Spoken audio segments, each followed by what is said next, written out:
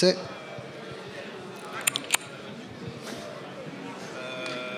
Vous allez vous partager le HF pour pouvoir rebondir.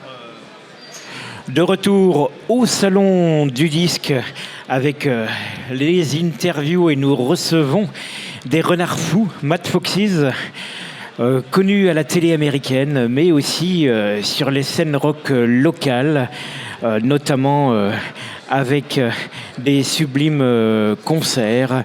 Mad Foxes, on écoute un extrait de leur album avant de discuter de tout cela avec eux. Top musique.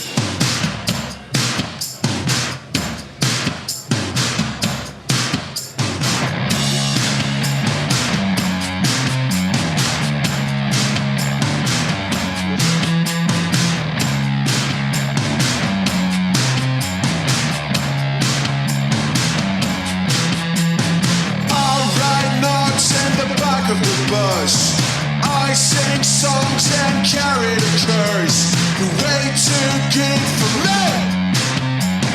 Talking on my mistakes. I'm walking on crystal glass. Crystal glass. Crystal glass.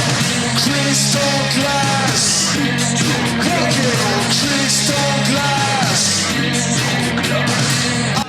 Superbe groupe de scène, Mad Foxes, les renards fous, qui l'an passé, à la même époque, étaient au Transmusical de Rennes, où ils furent une des révélations. Mais juste avant ça, il y a eu un événement assez particulier, on peut appeler ça une dinguerie. Tout d'un coup, animé par une grande star de la télé américaine, la pochette du disque est apparue à la télé. Ils ont cru à un canular, mais c'était vrai. Jimmy Fallon lui-même en personne a craqué sur ce disque en écoutant, je crois, une session d'une radio rock de Seattle. C'est quoi cette dinguerie? Parlez-en. Comment avez-vous vécu cet acte qui paraît complètement improbable? Extrêmement bien. Bah, t'as très bien résumé, en fait. On a reçu ça, ça ressemble un peu à un canular au début, quand même. Hein. Et je sais pas trop, on a un peu halluciné, on a cru que c'était faux, puis après, en fait, c'était vrai. Alors, il a fallu Après, ça va vite, hein, quand même, là-bas. Et du coup, en 9 jours, fallait enregistrer une petite session. Alors, on n'était pas invité sur le plateau et tout, hein. Il s'agissait d'enregistrer une session de chez nous. Donc, on a réuni notre équipe type. Giroud devant, voilà. Matuidi sur le côté, tout ça. Et Griezmann au milieu. Voilà, Griezmann au milieu. Et non, en vrai, on a réuni notre équipe type avec Johan, d'ailleurs, qui est là, qui a fait la vidéo. Et notre ingé son qui a enregistré nos 2 albums, Christophe Ogoma, qui n'est pas là. Et puis, en fait, ça allait très vite parce que on connaissait comment faire, donc on a pris une journée. Et puis après, jusqu'au moment où il fallait que ce soit diffusé pour qu'on y croie. Moi, je pense que jusqu'au dernier moment du soir même où c'était diffusé, je pensais que ça allait pas se faire. Et incroyable, quoi. Ça n'a aucun sens, hein, même encore maintenant. Et est-ce que du coup, vous avez eu des retours par un nouveau public et des propositions de concerts que vous n'aviez pas eu auparavant, liées à cette date? Alors, je pense que ça n'a pas été... on n'a pas accès on n'a pas eu les clés du paradis en un seul coup. Par contre, ça a permis quand même une bonne visibilité, ça, on peut pas le nier. Je pense que ça a ouvert des portes des salles où on n'a pas pu jouer en France.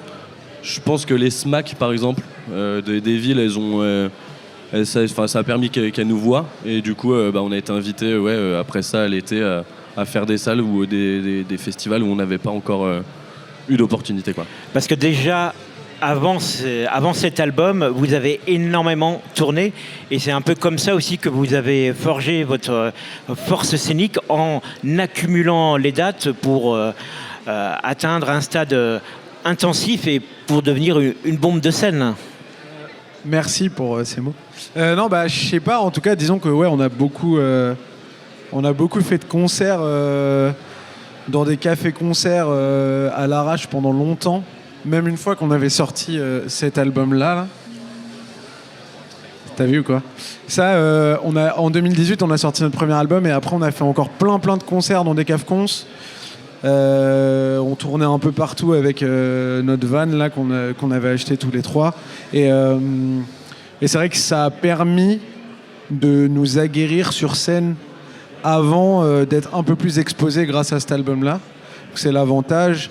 Après, on est toujours tout le temps en train d'apprendre à être meilleur sur scène comme sur CD, mais en tout cas, ouais, on a pas mal fait de concerts quand même depuis le début du groupe.